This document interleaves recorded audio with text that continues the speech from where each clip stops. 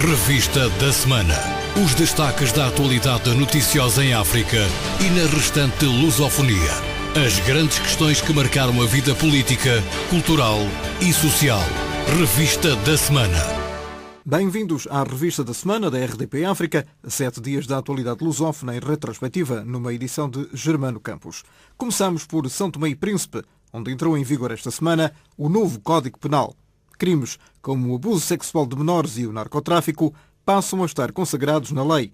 O documento contou com a colaboração do governo português no quadro da cooperação entre os dois países. Oscar Medeiros. O ministro da Justiça, Elísio Teixeira, considera que os operadores judiciais têm agora uma ferramenta de trabalho mais adequada às atuais exigências. Nós, atualmente, estamos munidos de uma nova ferramenta com conceitos atuais, com tipificações de crimes que não víamos no Código que esteve em vigor até hoje. E foi um Código que vigorou aproximadamente 200 anos e estava completamente desajustado e desfasado da nossa realidade. Mas com o novo Código Penal nós conseguimos atingir o nível dos outros países e estamos em condições, a partir desta altura, de cumprir algumas solicitações dos nossos parceiros de cooperação. A embaixadora de Portugal em São Tomé e Príncipe, Paula Silva, também considera que a entrada em vigor do novo Código Penal é um passo importante na reforma do setor da justiça em São Tomé e Príncipe. Julgo que é um passo em frente muito importante justamente no setor da reforma legislativa do país.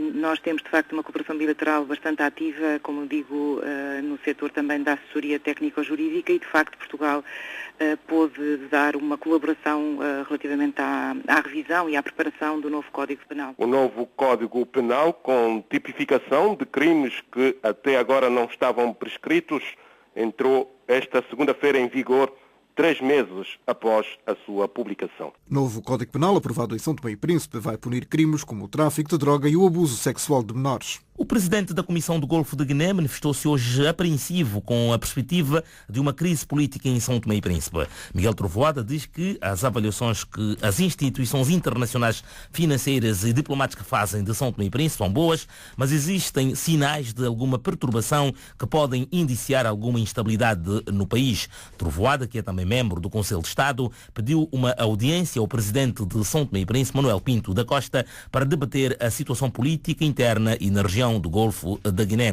Após encontro com o presidente Manuel Pinto da Costa, Trovoada considerou ser necessário continuar a dar sinais de tranquilidade, estabilidade e segurança aos parceiros de cooperação. Trovoada referiu que Pinto da Costa se mostrou preocupado com o clima político no arquipélago e prometeu contribuir para que o clima seja um pouco mais sereno, para permitir às instituições funcionar de forma regular e fazer com que o jogo da democracia se exerça naturalmente entre o poder e a oposição, cada qual fazendo o seu papel, mas concorrendo todos para o objetivo supremo, que é o bem-estar do povo são-tomense. A prevenção contra as doenças sexualmente transmissíveis dominou uma palestra que decorreu junto dos jovens santomenses, a iniciativa dos Médicos do Mundo e do Ministério da Saúde. O pavilhão cultural do Liceu Nacional esteve completamente cheio. Jovens estudantes atentos escutaram o aconselhamento dos especialistas em matéria de educação sexual reprodutiva. Dados do Sistema Nacional de Saúde dão conta que jovens dos 15 aos 25 anos na vida sexual ativa lideram a taxa das doenças sexualmente transmissíveis em São Tomé e Príncipe. Segundo o estudo que se fez, verifica-se que há um aumento das infecções nessa faixa etária. O que é preciso a gente debelar, é preciso a gente eliminar essa tendência, uma vez que existem meios acessíveis para que toda a gente possa utilizar no sentido de evitar não só as ISTs, como também uma gravidez não desejada. Médicos do Mundo é parceira do Estado santomense na implementação de políticas de saúde sexual reprodutiva. Palestra sobre saúde sexual reprodutiva enquadrada nas comemorações de 5 de novembro, Dia da Juventude Santomense. Reuniu jovens que, numa só voz, apelaram ao uso do preservativo e o combate às doenças sexualmente transmissíveis. Aumento das infecções sexualmente transmissíveis nos jovens santomenses que hoje assistiram a uma palestra sobre este assunto. Revista da Semana. Em Moçambique, o FIDA, Fundo Internacional para a Agricultura, disponibilizou quase 5 milhões de dólares para adaptar os pequenos agricultores às mudanças do clima. O alvo são as províncias de Gaza, Inhambane e Maputo, cujos solos são pobres, como avança Eleutério Gavana, da Rádio das Nações Unidas. Nas regiões onde a pobreza rural é considerada particularmente elevada, o FIDA defende uma abordagem orientada a resultados. O montante é parte de uma iniciativa global de 45 bilhões de dólares, que também são financiados pela Espanha e pelo Fundo das Nações Unidas para o Desenvolvimento de Capital. As regiões abrangidas têm um solo árido e semiárido que exige uma série de intervenções para proteger cadeias de valor rurais dos efeitos adversos da estiagem e da seca. O FIDA indica a ocorrência de mais perdas e danos devido às condições meteorológicas extremas, acompanhados pelo aumento das secas, inundações e tempestades tropicais difíceis de prever. O resultado tem sido a perda de colheitas e a morte do gado, que tem um impacto sobre a economia e no aumento dos preços alimentares.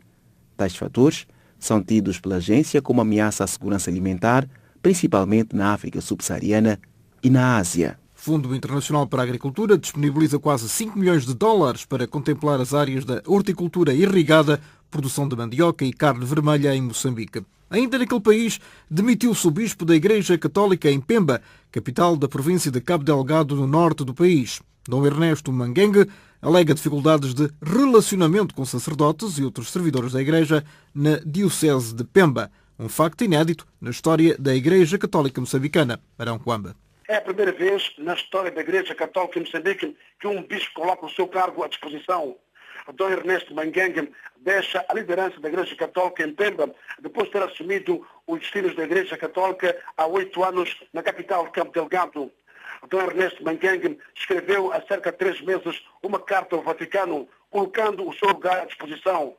O bispo despediu-se ontem dos crentes da Igreja Católica em Pemba numa missa solene.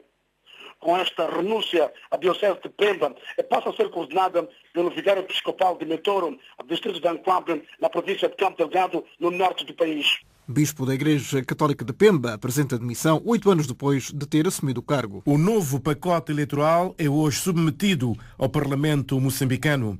O documento tem dividido as 3 bancadas parlamentares, Frelimo, Renamo e Movimento Democrático de Moçambique, mas há a possibilidade de, mesmo assim, o novo pacote vir a ser aprovado pelos deputados. Arão Coamba. Em Moçambique, o Parlamento poderá aprovar hoje, em definitivo, o pacote eleitoral. O documento tem estado a dividir as 3 bancadas parlamentares, com a oposição, nomeadamente a Renamo e o Movimento Democrático de Moçambique, a defender a inclusão dos membros dos partidos políticos nos órgãos eleitorais. A Frelimo, que detém a maioria no Parlamento, advoga que os órgãos eleitorais devem ser profissionalizados, contando maioritariamente com a presença de membros da sociedade civil.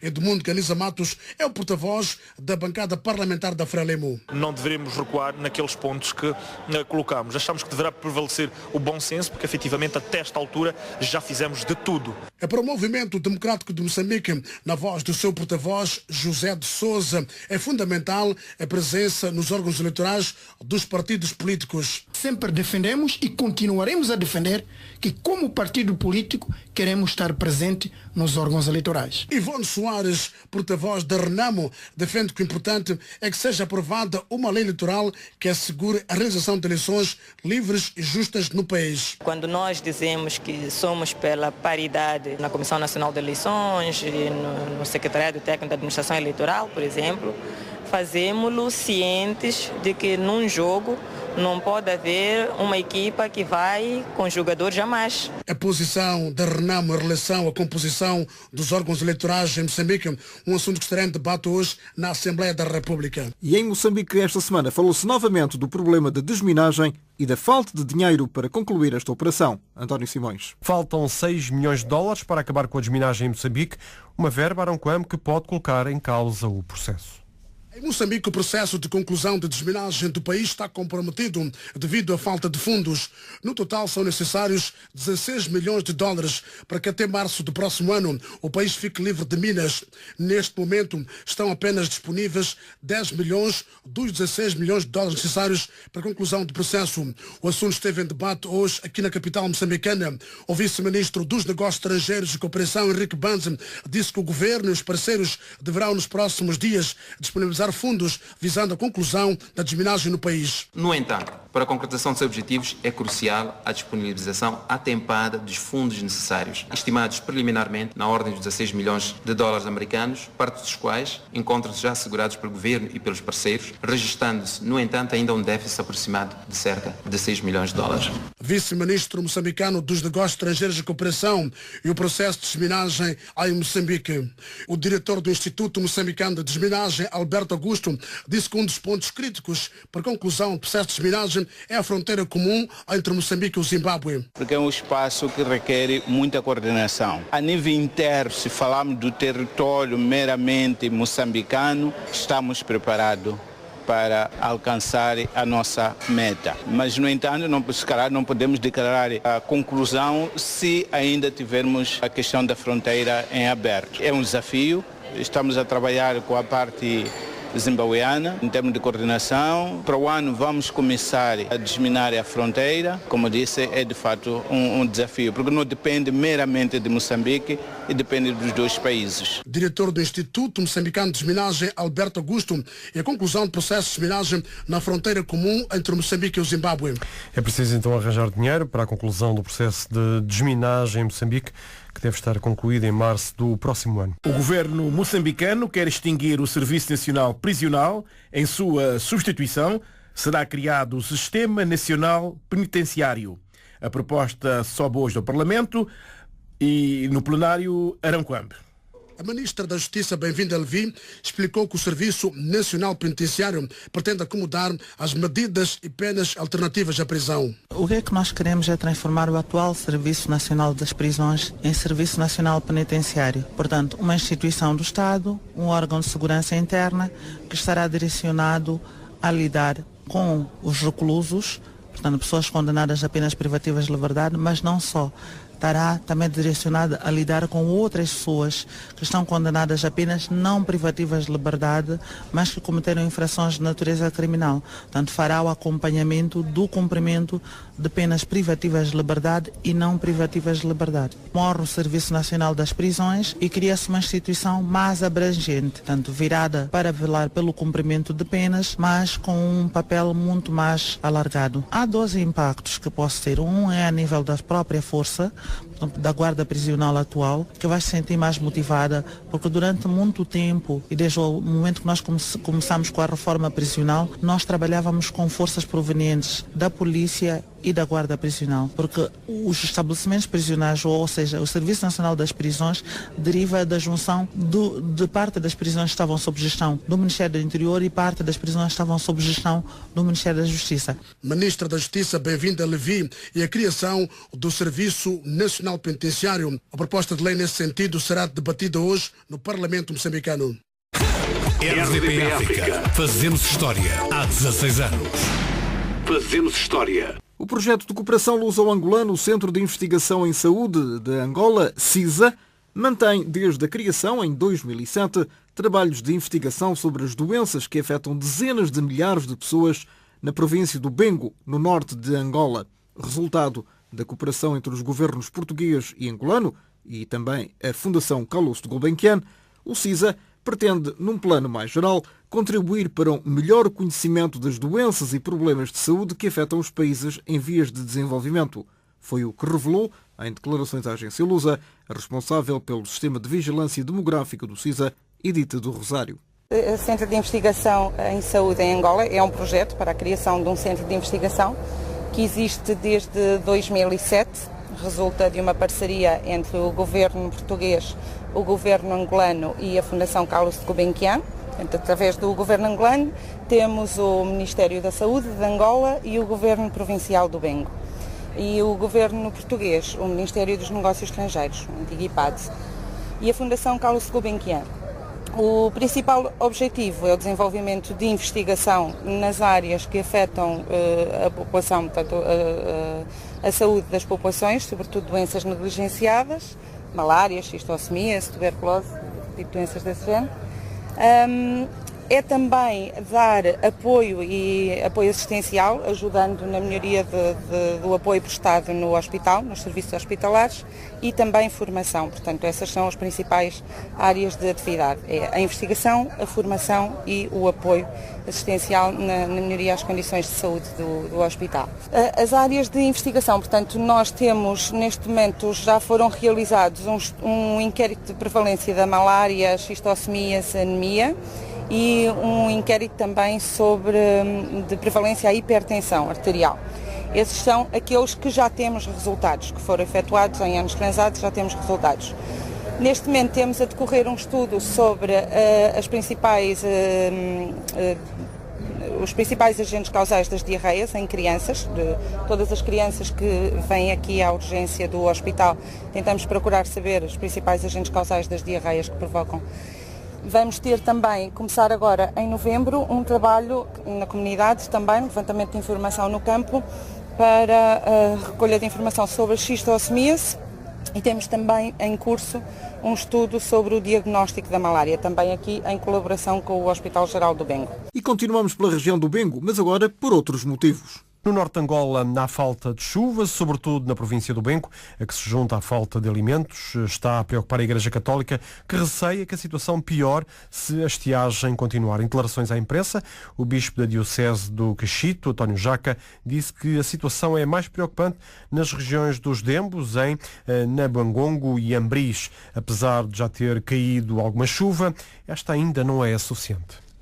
Nós, através da Caritas, estamos preocupados com isso, não é? Agora começou a chover um pouco, mas temos notado efetivamente que as chuvas escasseiam. Nas minhas visitas pastorais, a zona dos Dembos, sobretudo dos Dembos, não é? Noto realmente que este tem afetado as populações, pela zona do Ambris também. Portanto, esperamos que este ano chova o suficiente para que a questão da dieta alimentar não seja afetada, não é? Mas nós estamos preocupados um bocadinho com essa situação das estiagens. As preocupações do bispo António Jaca, ainda é cedo para se falar de fome na região, mas caso não haja mais chuva, a situação vai piorar. Revista da Semana. A atualidade dos últimos 7 dias. Revista da Semana. O futuro do Parlamento guineense, cuja legislatura termina já no próximo dia 22 de novembro, dominou o encontro desta quarta-feira entre o Presidente da República de Transição da Guiné-Bissau e o Presidente da Comissão da CEDEAO, organização subregional que apadrinha o processo de transição em curso no país. Desde o golpe de 12 de abril na Guiné-Bissau, que se registra um impasse no funcionamento da Assembleia Nacional Popular, razão que já levou os militares a sugerirem que a solução poderia ser a dissolução do Parlamento e a criação de um órgão que facilite o processo de transição em curso. No final do encontro, o Presidente da Comissão da CEDEAO garantiu que a organização subregional irá continuar a seguir com atenção o evoluir da situação e mobilizar parceiros para apoiar os esforços da Guiné-Bissau. Quanto à questão do Parlamento, o responsável disse esperar uma perspectiva favorável para o sucesso da transição. Nós ouvimos o Presidente da República e parece que se desenham perspectivas favoráveis para o trabalho do Parlamento. E pensamos que é um bom desenvolvimento. A CEDEAO vai seguir isto com toda a atenção e vamos mobilizar o conjunto dos nossos parceiros e da comunidade internacional para virem aqui constatar por si próprios os feitos e unir os seus esforços para que possamos ter um processo inclusivo que leve todos os filhos e filhas da Guiné-Bissau a participar ativamente na transição. Esse trabalho vai ser feito e estamos já felizes com a assinatura deste memorando que marca o início de todas as ações que já não só a CEDEAO, mas toda a comunidade internacional vamos desenvolver para apoiar a Guiné-Bissau, não só na reforma do setor de defesa e defesa, mas em todas as reformas económicas e sociais que permitirão ao país avançar. Cadre Desiré Ouedraogo esteve hoje em Bissau durante algumas horas para assinar com o governo de transição um memorando de entendimento que promete um apoio da CEDEAO a Guiné-Bissau para a reforma dos setores da defesa e segurança, um apoio cujo valor está avaliado em 49,2 milhões de euros. Ainda na Guiné-Bissau, as escolas públicas continuam sem aulas, depois do acordo assinado ontem entre os sindicatos dos professores e o governo de transição. O ano letivo deveria ser iniciado esta quarta-feira, o que acabou por não acontecer. Tudo porque os valores acordados não foram pagos e esta era uma condição indispensável. Como explicou a RDP África, Luís Nancassa, presidente do SINAPROF, o sindicato que reúne mais de 4 mil dos cerca de 7 mil professores guineenses. De facto, os professores estão a observar esse meu apelo, foram para a escola com o intuito de poderem receber e iniciarem as aulas, só que por parte do governo, que é a entidade pagadora, até este preciso momento nada fez para desbloquear a situação. Os professores continuaram na escola à espera, só que o governo não deu nenhuma luz que se mostre que está com vontade de pagar ou não. Por isso as portas das escolas continuaram fechadas. Luís Nancassa é líder do SINAPROF. À conversa com o jornalista RDP África Paula Borges, alunos e professores guineenses até chegaram a ir às aulas públicas durante a manhã, mas tal como o SINAPROF vinha advertindo, as aulas não começam antes dos compromissos começarem a ser respeitados. O porta-voz do Estado-Maior-General das Forças Armadas da Guiné-Bissau defendeu que, para este período de transição, seria melhor dissolver o Parlamento. Daba Nawalna, que falava num debate radiofónico, justificou a sua ideia com base no facto dos principais partidos políticos não se entenderem. O ex-presidente cabo-verdiano Pedro Pires mostrou-se hoje preocupado com o facto de a situação na Guiné-Bissau continuar na mesma, afirmando que fica com a impressão de que se corre o risco da deterioração ou apodrecimento da situação.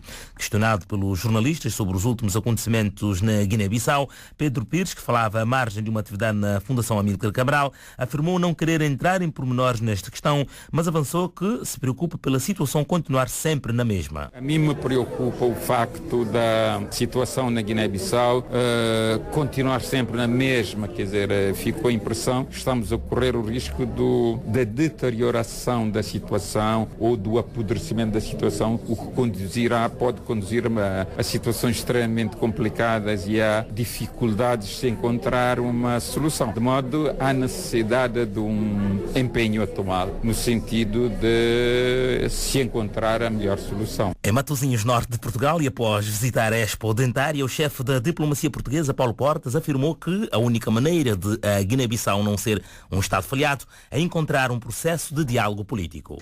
E a única maneira de garantir o desenvolvimento num país como a Guiné-Bissau é garantir a estabilidade. Isso significa preservar instituições, respeitar os cidadãos quando exercem o seu direito de voto. E, portanto, aquilo que qualquer pessoa pode desejar para a Guiné-Bissau é que termine o ciclo dos golpes de Estado. Paulo Portas comentou assim o anúncio feito hoje em Lisboa pelo primeiro-ministro guineense deposto, Carlos Gomes Júnior, de que as autoridades de transição e o governo deposto da Guiné-Bissau deverão encontrar-se ainda este mês na capital da Etiópia para retomar o diálogo. Carlos Gomes Júnior justifica a conferência de imprensa para reagir aos acontecimentos de 21 de outubro, que diz tratarem-se de uma tentativa de branquear os factos decorrentes do golpe de Estado de 12 de abril. O primeiro-ministro deposto alerta o povo guineense e a comunidade internacional para uma alegada tentativa de distrair as atenções e instalar um regime de ditadura para transformar o país num espaço propício ao narcotráfico. Apela, por isso, à instalação de uma força internacional sob a égide da União Africana e das Nações Unidas e à criação de um tribunal ad hoc para julgar e punir os responsáveis dos crimes de sangue. Apela ainda à comunidade internacional que crie condições para a ida às urnas. Carlos Gomes Júnior acaba de regressar da África do Sul e adiantou que esteve reunido com a presidente da Comissão da União Africana, Dlamini Zuma, que lhe garantiu o empenho para aproximar as partes, estando a ser preparado um encontro em Addis Abeba que ainda não tem data marcada. Penso que neste momento a União Africana está firmemente empenhada em aproximar as partes. Nós estamos a aguardar, há todo um calendário que está a ser preparado e brevemente penso que as partes poderão se reunir em Addis Abeba, que é a cidade que foi escolhida. Estamos à espera que nos fixe uma data. Carlos Gomes Júnior afirma que Portugal e a CPLP estão em primeiro lugar na lista dos apoiantes do governo deposto, nomeadamente para negociar com a CDAO. Nós contamos em primeiro lugar com Portugal e com todos os países da CPLP, porque nós somos falantes da mesma língua e nós agradecemos todos os países da CPLP pela firmeza que têm patenteado junto dos outros parceiros em obrigar a CDAO a sentar à mesa. Porque eu, quando falo CDAO, não são todos os países da CDAO, porque há países da CDAO que mantêm-se firme em condenar as ações que alguns países, em nome da CDAO, têm estado a praticar na Guiné-Bissau. Porque quando um simples ministro da Nigéria vai à Guiné-Bissau impor um presidente da República, isso é uma falta de respeito. Questionado pelos jornalistas sobre a presença no Congresso do PAIGC em janeiro do próximo ano, Carlos Gomes Júnior disse que já apresentou candidatura à liderança, pretende estar presente na reunião magna do partido, bem como regressar à Guiné-Bissau, mas é preciso, diz, estarem criadas as condições de segurança para voltar. Ainda na Guiné-Bissau, o Comitê Internacional da Cruz Vermelha recebeu luz verde das autoridades de transição para visitar os detidos. Hoje mesmo, elementos da organização estiveram com uma das pessoas detidas nos últimos dias e têm indicações de que poderão proceder amanhã a mais visitas. São informações escassas a que a RDP África teve hoje acesso no dia em que, a partir de Bruxelas, surge o aviso: a violência na Guiné-Bissau tem de parar e o regime democrático tem de ser reposto. Aviso reafirmado esta manhã à RDP África pelo porta-voz da alta representante da União Europeia para os negócios estrangeiros, Catherine Ashton. O porta-voz, Michael Mann, garante que, apesar do complexo dossiê do Mali, a Guiné-Bissau não está esquecida. Claro que estamos a seguir com muito cuidado. Pode ver nos mídias que falamos muito do Sahel e do Mali, mas isso não significa que não estejamos a seguir esta crise com a mesma atenção. Temos especialistas no nosso departamento que seguem isto dia a dia e claro que a alta representante está muito preocupada com a repetida violação dos direitos humanos que parece estar a ter lugar. Vimos o recente ataque a uma base militar, vimos execuções, espancamentos e violência, e isso é completamente inaceitável. Michael Mann, porta-voz de Catherine Ashton, representante da União Europeia para os negócios estrangeiros, a garantir que, apesar das atenções estarem muito direcionadas para a crise no Mali, a Guiné-Bissau não está esquecida. A Igreja Católica Guineense está preocupada com a atual situação que se vive no país. Uma preocupação que já levou o bispo de Bissau, Dom José Camnaté, a enviar uma mensagem ao Papa Bento XVI no quadro do Ano Mundial da Fé, na qual o prelado manifesta a sua inquietação. Na mensagem do chefe da Igreja Católica Guineense, interpretada pelo padre Keilando Adulai Jakité, Dom José Camnaté manifestou-se profundamente preocupado com a situação que o país atravessa atualmente e destaca a reconciliação como solução para o bem da sociedade guineense. De facto, nós fazemos parte desta sociedade e como religiosos, o bispo olha para a sociedade e vê que nós temos diferentes dificuldades, temos muitos problemas por resolver. E o bispo, olhando esses problemas que temos e olhando a nossa fé, o bispo diz-nos que nós que acreditamos em Deus temos de ser capazes de procurar soluções sempre à luz das orientações que Deus nos dá. Se até agora não conseguimos encontrar os caminhos para uma reconciliação verdadeira, é porque algo está a passar. E o bispo tem consciência disso, por isso chama aos cristãos, às pessoas de boa vontade, a olhar para aquilo que é essencial. É olhando para aquilo que é essencial é que nós poderemos ir às raízes das dificuldades, dos problemas que temos, para podermos sanear de uma vez por todas os problemas que enfrentamos. Revista da Semana. A atualidade dos últimos 7 dias. Revista da Semana. As importações de Cabo Verde diminuíram 6,4% no terceiro trimestre deste ano, enquanto as exportações aumentaram 5% relativamente ao mesmo período de 2011. São dados divulgados esta semana pelo Instituto de Estatística Cabo-Verdiano, de acordo com os quais as reexportações aumentaram 81,2% neste mesmo período. De acordo com o INE, a Europa continua a ser o principal cliente do país, absorvendo 96,6% do total das exportações. Em termos de importações, a Europa é também o principal fornecedor do arquipélago, com 71%. O Governo de Cabo Verde está confiante numa avaliação positiva do Grupo de Ajuda Orçamental à execução do Orçamento de Estado para 2012, apesar da crise internacional que se reflete na economia do arquipélago. O grupo está particularmente preocupado com o saneamento financeiro das empresas públicas TACV e Eletra. João Pereira da Silva. As empresas públicas TACV e Eletra continuam a ser uma preocupação para o Grupo de Ajuda Orçamental, que se encontra desde segunda-feira em Cabo Verde para analisar o Orçamento de Estado de 2012. De acordo com o Jornal A Nação, que teve acesso ao relatório do GAO, o grupo destaca avanços nas reformas da gestão das finanças públicas, mas aponta a necessidade de assegurar um calendário realista, tendo em conta a complexidade e a extensão das reformas em curso.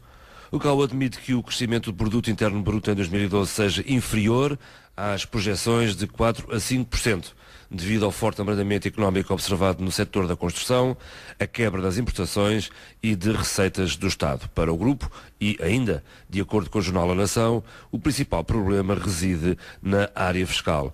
A diminuição do déficit geral, o forte declínio das receitas internas e da ajuda dos doadores no primeiro semestre deste ano contribuíram para um déficit financeiro estimado para o final deste ano em aproximadamente 30 milhões de euros. Apesar de tudo, a Ministra das Finanças disse à RTP África esperar uma avaliação positiva à execução orçamental. Sabemos perfeitamente que o endividamento interno tem que ficar religiosamente dentro do intervalo 20-25 em termos brutos, tendo em conta que não houve mudanças drásticas em termos de rigor a nível da gestão orçamental, não vejo porquê não esperar uma avaliação positiva. O Grupo de Ajuda Orçamental integra o Luxemburgo, Espanha, Portugal, União Europeia, Banco Mundial e Banco Africano para o Desenvolvimento e contribui com 10 a 15% do Orçamento de Estado de Cabo Verde. João Pereira da Silva, o delegado da RTP em Cabo Verde. Ainda em Cabo Verde, um novo estatuto para a carreira militar, com progressão a oficial-general, a aquisição de novos bens e equipamentos, a criação da Guarda Nacional e a venda de património foram algumas das medidas anunciadas ontem pelo Ministro da Defesa de Cabo Verde, que fez um balanço positivo da atividade das Forças Armadas no país neste ano de 2012. O quartel Eugênio Lima, na cidade da Praia, foi a última escala do Ministro da Defesa no âmbito do Dia das Forças Armadas. Uma data que, afinal, se prolongou por 2 semanas, nas quais Jorge Tolentino e altas chefias militares visitaram os quartéis-generais das 3 regiões militares do Sal, São Vicente e Santiago e todas as unidades espalhadas pelo arquipélago.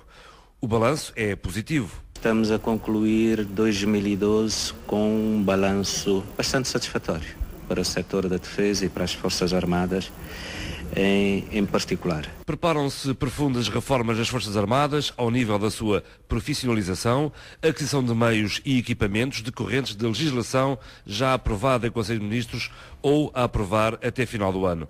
Ao nível da carreira, por exemplo, passa a haver uma única incorporação anual e graduação de oficiais generais. Vamos passar a ter a categoria de oficiais generais, designadamente Major-General e Brigadeiro, portanto será uma novidade já para o início do próximo ano.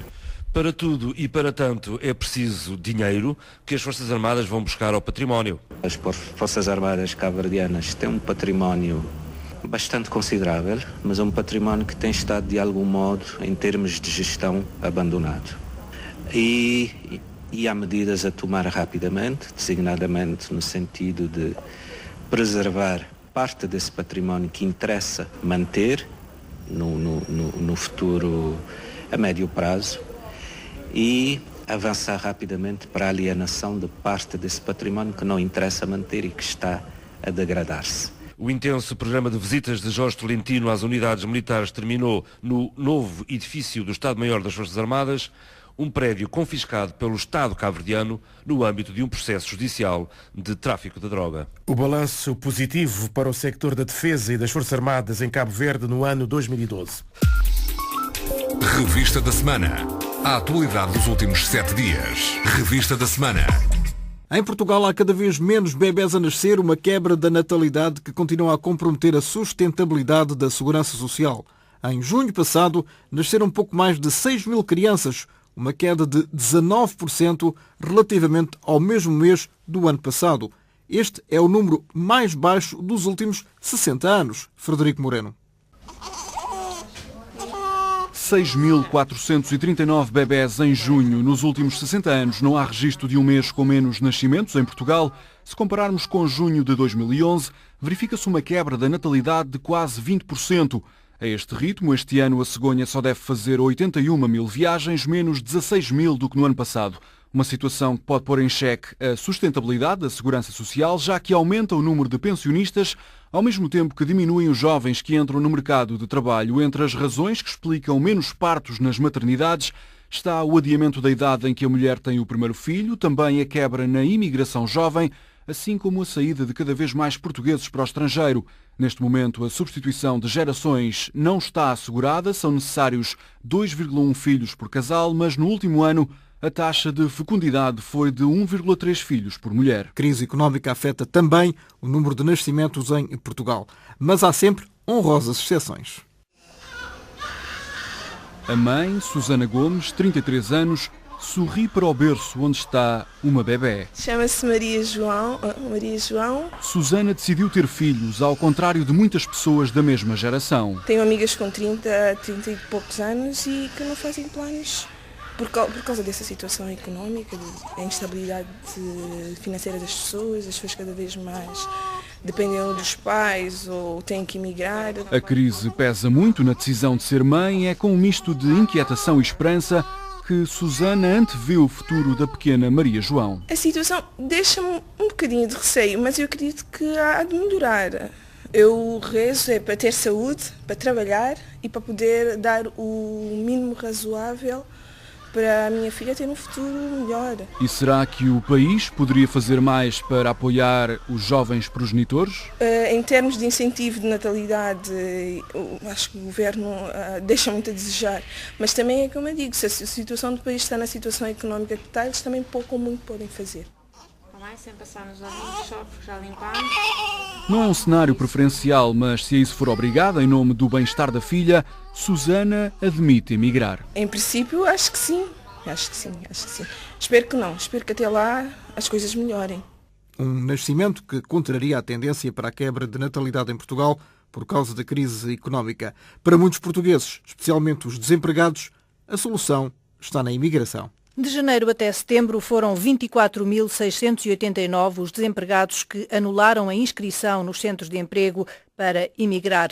Comparado com os mesmos 9 meses de 2011, verifica-se este ano uma subida de 45,4% no número de desempregados candidatos à imigração. O maior salto foi registado em setembro, mês em que o número de desempregados que se apresentaram nesta situação disparou 48,9% em termos homólogos. Ao revelar estes dados, o Instituto de Emprego e Formação Profissional faz notar que se trata de um apuramento limitado, com base na indicação dada pelos próprios inscritos. Coincide, no entanto, estes números, sobretudo o maior salto verificado em setembro, com o recuo de 0,1 pontos percentuais na taxa de desemprego verificado em setembro. Já nesta altura que foram conhecidos estes números, há poucos dias, as duas centrais sindicais, CGTP e UGT, tinham avançado como verdadeira causa para esta diminuição no número de desempregados o cada vez maior recurso à imigração, sobretudo entre os jovens. Há cada vez mais desempregados em Portugal, candidatos à imigração. O Presidente da República defende uma discussão alargada em torno do papel do Estado. Para Cavaco Silva, os presidentes, os cidadãos, os portugueses, têm de ser chamados a esta discussão. A forma como o Estado afeta os recursos disponíveis do país deve ser uma matéria de preocupação permanente dos agentes políticos e é um debate da maior importância. E se colocar com urgência a necessidade de um debate aprofundado sobre o papel do Estado, então temos que convocar todas as forças políticas e a sociedade portuguesa em geral. O Presidente da República, que falava ontem à margem da inauguração de um hotel em Lisboa, foi também nesse momento que garantiu que não vai ceder a pressões na análise do Orçamento de Estado para o próximo ano. Revista da semana. Barack Obama foi reeleito presidente dos Estados Unidos. No discurso da vitória, Obama agradeceu o voto de confiança dos eleitores. Federico Moreno. O doce sabor da vitória. No quartel-general de Chicago, Obama, sorridente, gravata azul, cor dos democratas, foi saudado por uma multidão de 10 milhares de apoiantes e agradeceu o voto de confiança. Thank you for believing all the way. Obrigado por terem acreditado até ao fim. Em cada montanha, em cada vale, ergueram-me ao longo de todo o caminho e estarei sempre grato.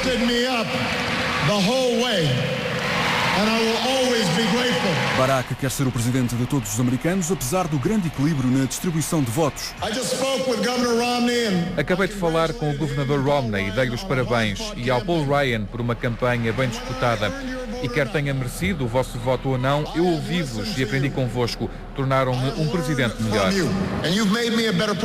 Obama subiu ao palco acompanhado pelas duas filhas e pela primeira-dama Michelle, prometeu parcerias com os republicanos.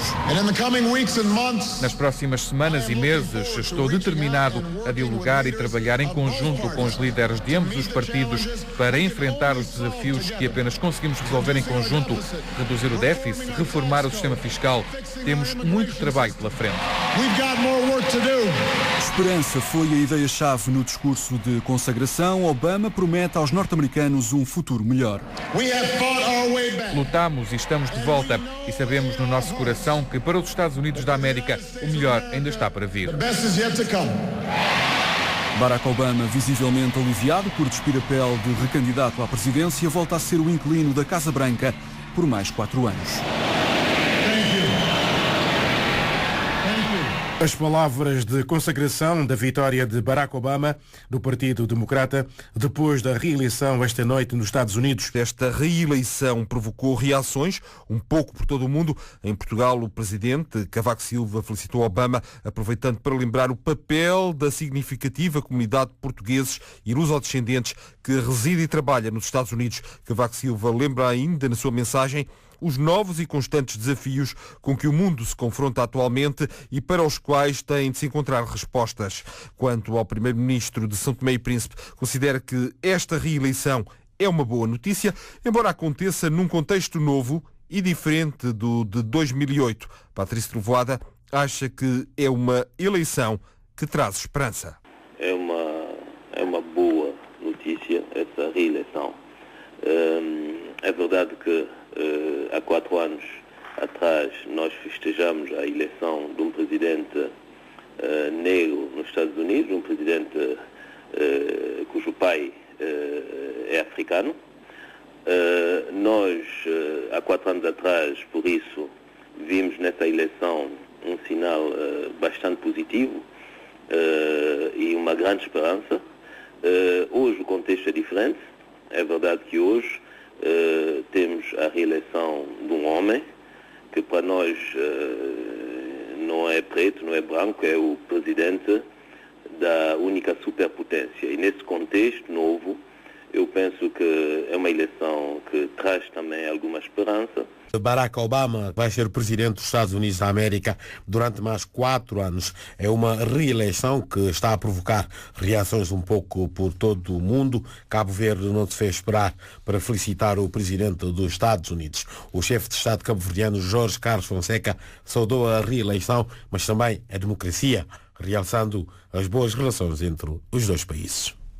Como Presidente da República de Cabo Verde, nós saudamos a reeleição do Presidente Barack Obama para mais um mandato como Presidente dos Estados Unidos da América, mas com esta saudação nós também saudamos a democracia americana numa eleição muito disputada e em que o povo americano decidiu-se pela manutenção de Barack Obama como Presidente dos norte-americanos, apesar de vivermos num contexto um pouco difícil a nível internacional. E, portanto, nós que somos um país que tem tido relações tradicionalmente boas com os Estados Unidos da América, um país ao qual nos ligam fortes laços históricos, culturais e, sobretudo, reforçados pela presença de uma grande comunidade cabo-verdiana naquele país, nós esperamos poder continuar a todos os níveis, manter e alargar a cooperação global com os Estados Unidos da América. Revista da Semana. A atualidade dos últimos 7 dias. Revista da Semana. E está tudo dito e contado nesta Revista da Semana da RDP África. Foi uma edição de Germano Campos. Regressamos na próxima semana, à mesma hora. Revista da Semana. Os destaques da atualidade noticiosa em África e na restante lusofonia. As grandes questões que marcaram a vida política, cultural e social. Revista da Semana.